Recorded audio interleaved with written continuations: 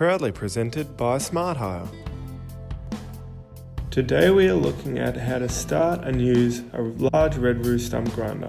As always, begin by checking the fuel tank, making sure it is full and the cap is securely tightened. Then, in preparation to start the machine, remove the parking brake, adjust the throttle until fully engaged, and activate the choke before switching on the ignition. Once started, deactivate the choke. You are ready to begin cutting. To adjust the depth, move the left-hand lever down for a downward movement and up for an upward movement.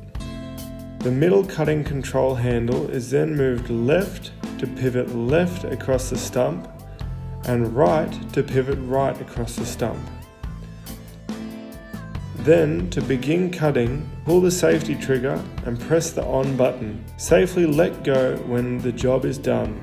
To steer the machine, push and pull the rightward levers, moving up for forward and down for backward. Then opposingly in order to move either left or right. Finally, to finish, simply reverse the setup process and leave it ready for your next job. To hire this machine and many more, visit the team in store at Smart Hire.